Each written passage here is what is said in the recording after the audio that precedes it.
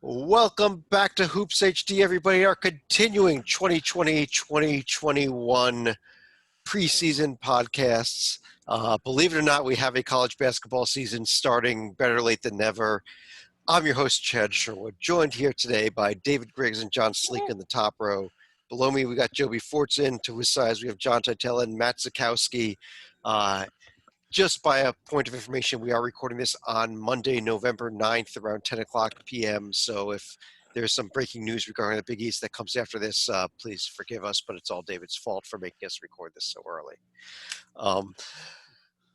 This is our Big East. Recorded back in March or back in July, really. Well, it would have been a little more tougher to record it back in July. We would have been talking about a season starting a week ago to begin with, among other things. But as I said, this is our Big East preview. We're going to be talking all things Big East basketball, kind of assuming for the purposes of these podcasts that we're going to get a full season in. We're going to cross our fingers on all of that and see how things go. But I think when we're talking Big East, John Teitel, let me start with you. When we talk Big East, I think we got to kind of talk about one of the teams that's 1A, 1B, 1C in the entire nation. I think we got to talk a little bit about the Villanova Wildcats, don't we? Oh, do we have to talk about them? I'm always happy to talk about any Wildcats you'd like. You definitely have to mention Villanova. Coach Jay Wright has 593 career wins. He'll probably break that by Christmas. He brings back a great backcourt with Colin Gillespie and Caleb Daniels and Justin Moore. He's got the 2020 returning Conference Rookie of the Year, Jeremiah Robinson Earl up front with Jermaine Samuels, who made a game-winning three in a win over Kansas last December. They lost Sadiq Bey, and they don't bring in any stud freshmen in terms of comparable to the ACC with all their McDonald's All-Americans, but they are the odds-on favorites, and it's not so far away that nobody can contend, but they are the odds-on favorite. Matt, you're a Big East guy. I look at this Villanova team. I can't find holes in the lineup. Can you? No, not really. And they don't technically bring in any stud freshman. However, Brian Antoine was a top 10 recruit 2 years ago, but then had shoulder surgery last offseason, was never the same player. I actually look for him to come in and fill Sadiq Bey's role on the wing. A little bit smaller player, but similar. Probably not quite as good of a shooter, but more athletic. And I think he can fill and take a lot of his minutes and not be a huge drop-off. Because I said he was a top 10 recruit 2 years ago and wouldn't stun me if he's in the NBA in a couple of years. Stalika, how about your thoughts? You're also a Big East guy, being a Xavier fan. Well, I think Villanova is going to be one of the main contenders to win the league, but another team that quietly slipped into the regular season title last year wasn't the Wildcats. It was actually the Creighton Blue Jays, so kind of a thing that things were a little weird in 2020. This was actually a year where the Blue Jays were not only getting off to a good start, but actually finishing with a bang as well. We talk about Marcus Zegarowski, who's going to be a potential Big East Player of the Year himself.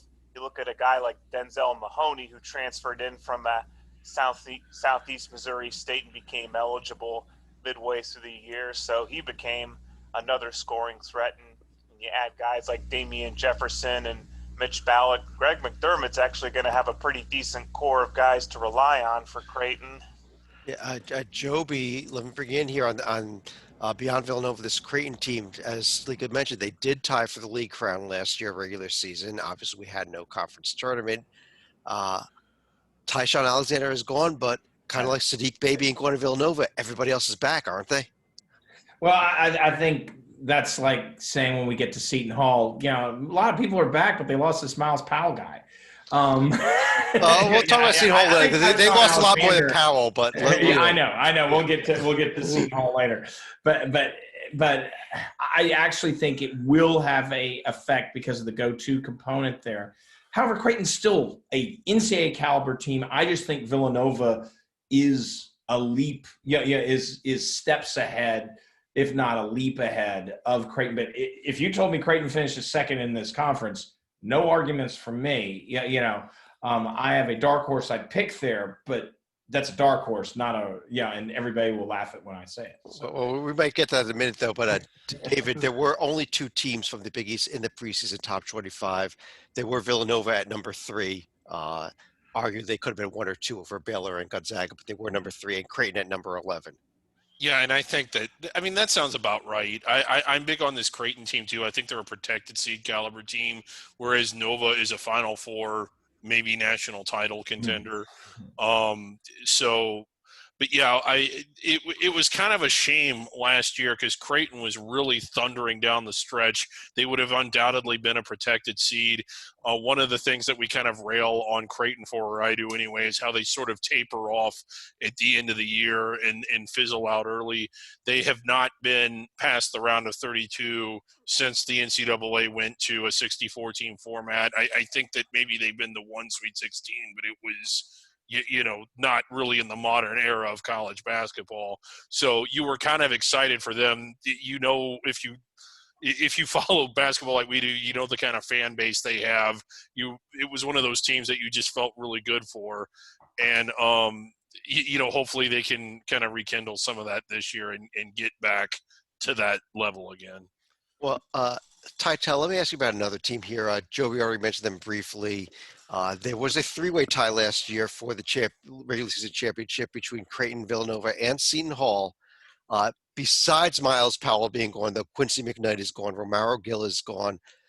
They're going to be relying on a Ivy League transfer in Bryce Aiken. They got Sandro back, who I think is ready to break out. But what about this Hall team? Can they be back there near the top of the conference again? Come on, you coward. Mamu Kalashvili, how hard is it? I'm calling him Sandro. That's all I'm going to say. So that's the end of it. He's Mamu by Big East announcers. Joby is right. I don't know if there's a team that's going to miss a player more this year than Seton Hall is going to miss Miles Powell. He was the heart and soul of the team, and Romaro Gill was 7-2, and McKnight. They lost a ton. But they bring back your boy Sandro, as well as some other nice pieces. But I want to talk about Bryce Aiken as the Ivy League guy.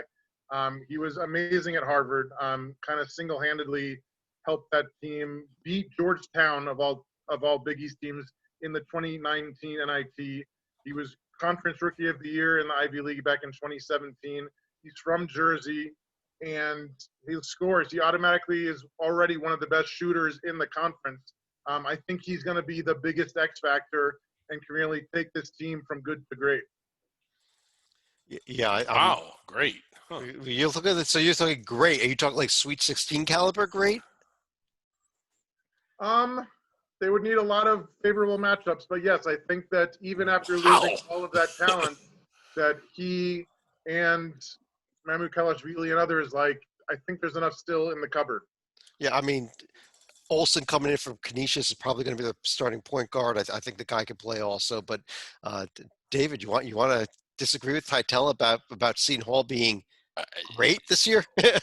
Well, in the sense that, I mean, that is a pretty hot take. I don't like them that much. I figured they'd be doing pretty good to get back inside the bubble, based on everything that they lost. So, I mean, I think that they could be good, but I didn't really think that we'd be talking about them as being top 25, being protected seed, being Sweet 16 type of team. No, I'm with you. I like them. I think they're an NCAA tournament team. I'm not quite buying into Titel yet, but he could be right. Let's find out. Yeah. That's why you count the votes. I mean, that's why you play the games. Yeah. Sorry, I had a little John King moment there. But Matt, we don't have Zach with us, which is where I'd be going right now. But one of the biggest offseason news is in the Big East is the fact that we have a new member, Uconn, back in their home, back in the Big East where I think they belong. Yeah. But what about Dan Hurley's team, and what can they bring to the conference this season, and can they contend? Yes, and I think they're coming in just the right time with, Dan Hurley on board, got a couple of years now to get his players in. And actually, if you're looking for a team outside the top two who I think really could do something on the national stage this year, it would be UConn if all the pieces gel. They might still be a year away, but James Bignut's probably the best player in the conference, not Villanova or Marcus Zagorowski. And that they have a really good freshman class coming in, Andre Jackson, Adama Sanogo, Javante Brown. And that they got RJ Cole, the transfer eligible this year. From Howard, Tyrese Barnes coming in from Rhode Island. Yeah, he's a nice little player too. They got immediately eligible. I guess now it's my turn. I think UConn could be a protected seed this year. I mean, Wow. I know that's coming out. Well, I loved how they were playing at the end of the year. I love what they have coming back, and I like what they've added. I think they're going to be a dark horse. I know that they're not in the rankings yet, but I think there could be one of those teams that really have a big year. Yeah, Well, I think they got 6 votes in the AP poll, whereas Rutgers was number 24. But Salika, I didn't mean to interrupt you. I was gonna say, one of the cautionary tales about UConn last year was they were in a lot of close games, but they were also losing a lot of close games until I think Wichita State was the one where at home they finally managed to get a win and turn around. I mean, you want to talk about hard luck. I think we also mentioned Altery Gilbert, who transferred to Wichita State and went from what looked like the penthouse into a potential tire fire. Oh, God. We'll get to Wichita. Yeah, let me stick on this UConn thing. Joby, I want to get your thoughts on them as well. I mean, I think personally, Acock, Poly, I assume these guys are going to be healthy. I haven't heard 100%. Yeah. They were both injured They're last always hurt. Yeah. UConn, I mean, it's like you put on these UConn jerseys, and it's like all of a sudden it's like you forgot to drink milk when you were a kid. I mean, it's crazy. The amount of broken bones they get. But it's and tearing knees up and stuff. UConn's a tournament level team, assuming all the pieces fit.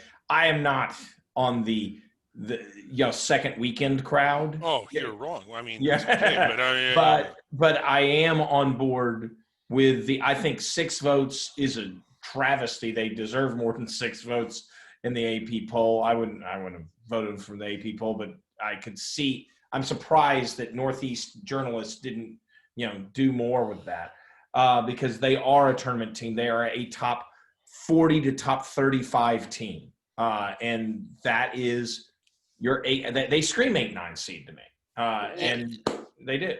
This would have been my pick to win the American. It would have been had championship week not been halted. I just think that they were, while they didn't have the meat and the credentials to get there, I think that they were a tournament caliber team by the end of the year last year. Anyway. Joby, I want to go back to you for a second, Titel, and get your thoughts on this team after Joby. But I think I know who your dark horse team was going to be. I think they're one of the top best team in the conference we haven't discussed yet.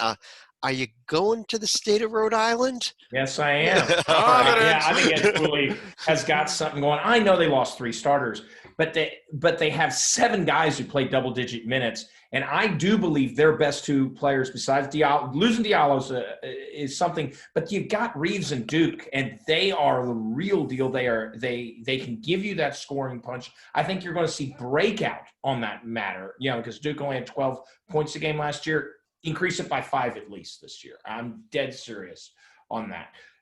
They have all that. Plus, you talk about a team playing well at the end of the year when they were using all that depth and all that double-digit depth that is coming back. 6-game win streak.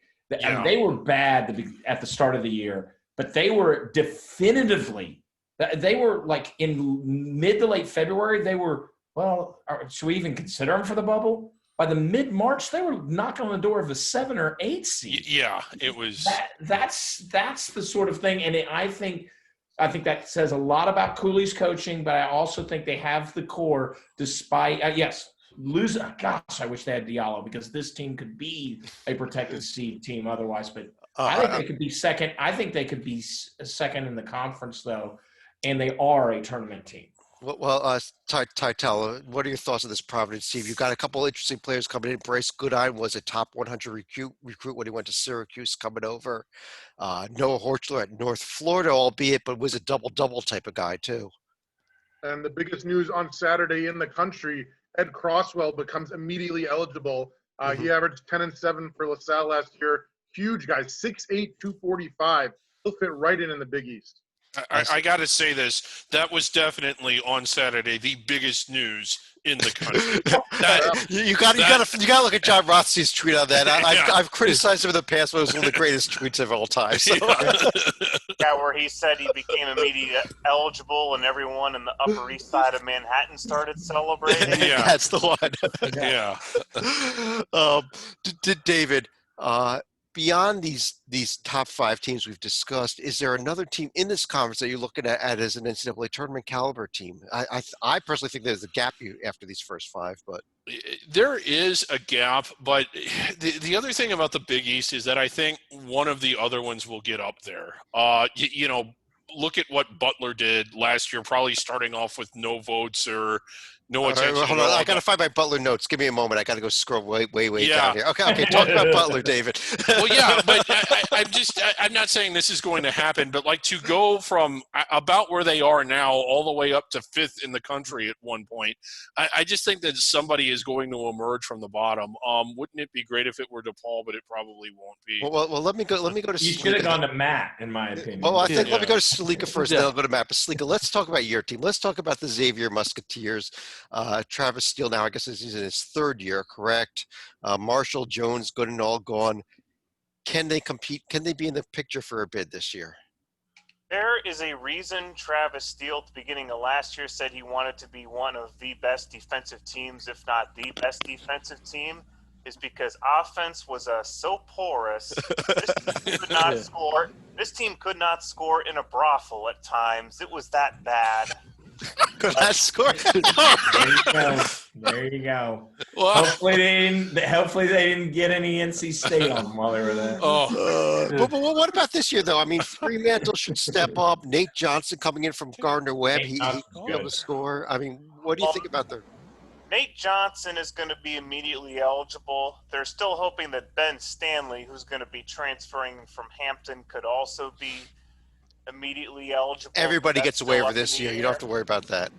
Go ahead. But honestly, there may be an addition by subtraction component where, yes, Najee Marshall did forego his senior year, but you had to feel like there were times when he would take over for Xavier last year, like let's say the Uconn game, the Missouri game, which in itself was kind of sad because Missouri and Missouri State should never have been potentially losable games for the Musketeers last year. But hopefully Paul Scruggs was able to stay healthy, because when he was day-to-day and he missed Xavier's final, I think it was 3 or 4 games, they completely fell off the cliff with losses against Providence, Butler at home, and DePaul in the Big East tournament.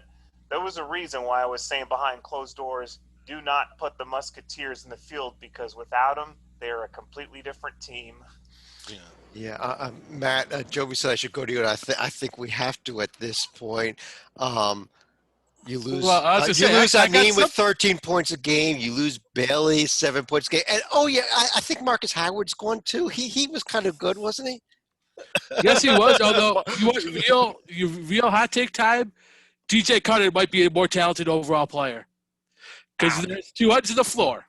As amazing as Howard was in offense, and he tried on defense, but 5'11" with the same 5'11" wingspan and average athleticism, you only can do so much in a high major conference. But DJ Carter, that's the like, if he is as talented as you think he could be, and then Dawson Garcia is probably the most talented freshman in the league, you got 2 nice pieces. It's after that I think is the big issue. Joby, help me out here. You can't replace 27.8 points per game, can you? For a team that won 18-12, is that a team that was not probably on the outside looking in last year, right? Yeah, I think they were one of the first 4 out actually. But Kobe McEwen's pretty good. They could be that team that you talk about though, like. We were talking about Butler coming out. They're not going to be top 5, but you know how a team rises up out of the Big East. I could see Marquette be that team. I think there will be a team that does that. I think it's pretty just the numbers back it. And I think Marquette has as good a shot as any to do that. But yeah, you were talking, Stalika mentioned addition by subtraction. The fact is, Marcus Howard did not make the people around him play better. I truly believe that. And maybe now with him gone, you'll see a bunch of people play better. 27 points, we will see. Next thing I'm going to say here is going to be directed towards Matt and the Puppet. was there a point in which Greg McDermott and Steve Wojciechowski switched places? Because it seems like Marquette has been the team the past couple of years that gets into the top 10, gets off to a good start, and then just crashes into the mountain, as David would say. When the calendar turns to late February, this has not been good up in Milwaukee. Titel, let me go back to you. I want to talk about a team, maybe more about a head coach, though. Mike Anderson over at St. John's. The defense his defensive philosophy, especially in a year like this, if he actually gets this team playing defense, could the Johnnies actually be in contention for, being on the bubble at least? I know Figueroa and Herod are going, but I like Dunn. I like Champagny. There's some talent here, isn't there? I mean, I love all the Champagnes, as we have discovered. No, I think that he's just going to be missing too much. Okay. Solid wing players in Karaher and Champagny. Rasheem Dunn at the point is great, but I don't think there's enough up front. Love Mike Anderson as a coach. He's been to an Elite Eight. He's been to a national championship as an assistant to Nolan Richardson.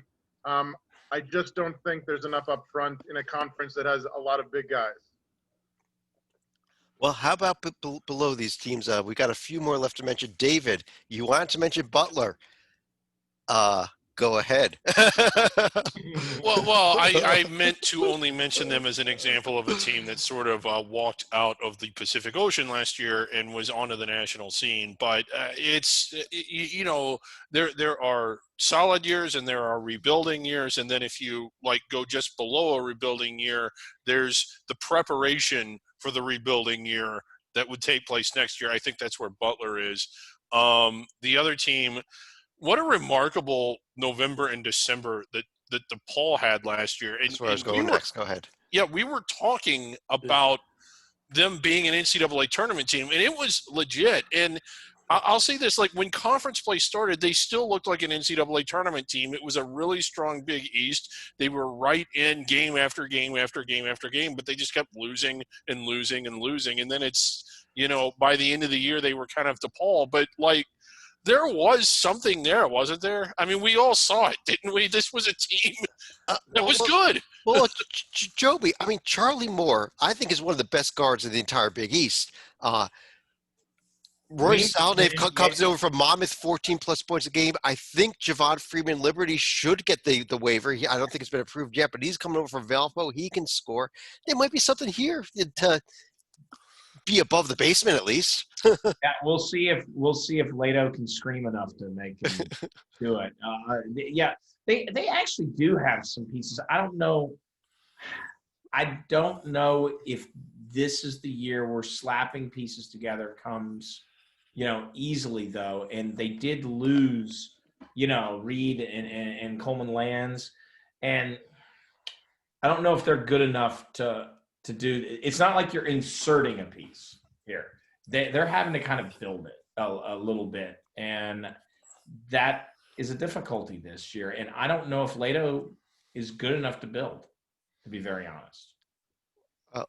Titel, if you could turn your mute off, as Patrick Ewing has repeatedly instructed you a few times. How about the Georgetown Hoyas? It is going to be ugly, I think, in D.C. this year. I talked to a friend/season ticket holder who heard a rumor that if they're not going to be allowed to have fans in the games anyway, then instead of playing at the Verizon Center, they're going to move it on campus to McDonough Gym, which seats 2,000 people. Because if you don't need fans in the stands anyway, then you might as well keep it on campus. I think they were picked 11th out of 11, and I think it's going to be slim pickings. They got some nice transfers in Bile and Perry, but they lost 7. They lost McClung. They lost Akinjo to my Arizona Wildcats. So the pickings are going to be slim. This is sad. Patrick's been there a while. He's a Hall of Fame player. He knows the game. He knows how to coach. Just there's not enough talent there. It's his 4th year now. This is by now you should have your players in Joby.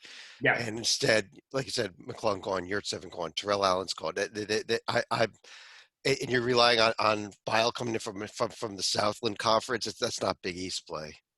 No. And that's the shame is I do think Ewing has done what he can. I mean, he schedules like NC State. unfortunately, or no, maybe NC State schedules like Georgetown. Who knows? The I don't know, chicken and egg, but he wanted to build a program, get some wins, get some confidence, get going. But then this isn't the first year transfers have been an issue, and early departures have been an issue for them, untimely early departures. Maybe there's something going on. I mean, Titel's close to the program that I am just not aware of, but I've been impressed with the bench coaching from Ewing. I would have thought he could have gone out and said, hey, I'm Patrick Ewing. I can teach you, big man, to play. I mean, your 7 was pretty good, big man. But I can teach you play. Look at, and it just hasn't happened. And I'm surprised it hasn't happened. But unfortunately, we've reverted to what I said about them in 5, 6, 7 years ago, which is they suck. Well, we're going to be talking about Mac McClung when we do our Big 12 show. The transfer Texas waiver was approved. He's going to be a huge part of that team. Tournament this year, just for the rest of his former teammates. Yeah, but let me I want to go through each of you now, as we do at the end of each of these shows, and ask you kind of 3 questions. Number 1, who do you think is going to win the Big East? I think it's pretty obvious, but we'll ask it. Number 2, how many bids does the conference get? And number 3, any other final thoughts you have about the conference? And Matt, let me kind of start with you on that question. All right, so Villanova will win in that, and I would think I'm going to pick Robinson Earl to be the player of the year. Okay. And then I'll say 5 bids. And then over-under roughly 5.5. I'd go slightly under. And then what was your other question, Chad, real quick? Just any other thoughts you might have about the Big East. Yeah, it's I think it's ranked 4th preseason Ken Pom, and that feels roughly right, but I actually could see it falling a spot or 2 more likely than it is the Climbs. It's a little bit okay year, but there's a lot of transfers coming in. It's a pretty good freshman, but it feels like not a building year, but kind of like a transition for the league for the year outside of Villanova. And I think there's actually a big gap between Villanova and Creighton and Uconn. Yeah, I think I agree completely with Matt. Actually, I love Villanova to win this conference. I like the Creighton Uconn picks. I think there's 5 bids. I still think St. John's is my dark horse team, but I'll probably be left after saying that at the end of the season. Salika, how about you? I'm going to go ahead and, in the words of Titel, put the over-under of bids in this conference at 6 right here. I mean, I think Villanova and Creighton are going to be clearly the head of the class, and we'll probably go back to a trend that we saw for the first 5 years of the conference, where at least you're going to have 2 teams get into the NCAA tournament as protected seeds, Villanova being one of them, and there was always kind of a wild card where you had Creighton do it one year, you had Xavier do it another year. Even Georgetown somehow got a protected seed way back in 2015 when dinosaurs were still roaming the earth, but dinosaurs and no coronaviruses. Yeah, go ahead. Yeah, but I think I'll also go with Marcus Zagorowski as the potential Big East Player of the Year. That's a real good pick too, I think. Titel, what are your thoughts? Villanova to win it all. I like Matt's over-under of 5.5, and I'll take the under, but it's close. I could see possibly a 16, but that's why it's a great over-under. My fun fact is about Kevin Willard. He's been at the Hall for 11 years now, but he's so young that his father was an assistant to Rick Pitino with the Knicks. Oh, wow. Rick Pitino. We're going to be just discussing even our Under the Radar podcast coming up next week sometime. Joby, your thoughts? Let's just say Nova. I think they're not just the preseason favorite. I think they are a very strong Final Four candidate. They will be in my picks, among my 4 picks. This conference, I think 5 is the number. This conference, it's all the big conferences. I feel like you're going to pick right in the middle because a 500 record is going to be key. I feel like the top might make the Marquettes and Butlers of the world maybe not crack into it. But you're going to have a lot of teams in the NIT, assuming they take teams with losing records, which they did with Texas, so presumably they will. And I think 5 makes a lot of sense. I think you're presuming there is going to be an NIT, but we'll hopefully there will be one. And and more importantly, David, hopefully there'll be a Vegas 16 now. Yeah, well, there's going to be an ACA. An ACA. There will definitely be an ACA. Yeah, definitely an ACA. There'll definitely be an ACA that'll get canceled. Being played at the Four Seasons total landscaping. But David, let you finish the show. Yeah. Villanova to win the league. Villanova is probably one of my Final Four, maybe my national champion. I do think they get a second protected seed in Creighton. I'm going to go with 5 teams in overall, and it's kind of we've got Nova, Creighton. I think Seton Hall, Connecticut gets in. I think Seton Hall and Providence also get in. I think I could see Uconn, if not getting a protected seed, easily being in the top half of the bracket. It's just going to be interesting. You notice that everyone's picked. This is a league that every year since it formed, other than the first year, sent half the teams or more, usually more, to the NCAA tournament. Now we're picking less than half to get in. I like UConn. I think it's nothing against them, but God, I loved what this league had in the 10-team, 18-game double round robin format. I thought that was, when you look at them and the Big 12, another conference we're going to talk about later, I thought that was the magic formula for basketball, either 9 or 10 teams. And you kind of hate to see that everybody's – not that you don't like seeing UConn in the league, but I kind of would have rather – had everybody play 2 more out of conference games. If nothing more, like, how does that impact the metrics at all? Are they going to continue to get 6, 7, regularly? There were 2 leagues that regularly got more than half in, and this was one of them. Well, DePaul would look a lot better in Conference USA if then that would kind of solve the Yeah, problem, if you send DePaul to Conference USA. But, like, you couldn't get more first than first. This was the first-ranked league, or at least in the top 2 for several years running. Yeah. I miss the days when you could be first place in either the red, white, or the blue division. Yeah, we're not going back to red, white, and blue divisions, thankfully. But what we will do is, at this point, finish up the show for tonight. I'm Chad Sherwood, David Griggs and John Stalika, Joby Fortson, Matt Sikowski, John Titel, all joining us tonight. Do want to thank you all for joining us. If you look up on the top of the screen there is a preview tab for 2020, 2021. You can check out all our podcasts. We're going to be recording one for each of the major conferences. We're going to be doing one for all the under-the-radar conferences as well. But one for whatever. Have we come up with a name? The multi-bid leagues, is that what we're calling them? Yeah, all the multi-bid leagues will each have their individual podcasts. So later not on, all. No, 7, 8, 9, and 10. Like the non-power multi-bids, the A10, the AC. They'll get their podcast too. Oh, We're going to take care of everything. Don't worry. Just tune into HoopsHD.com. Check out all the podcasts.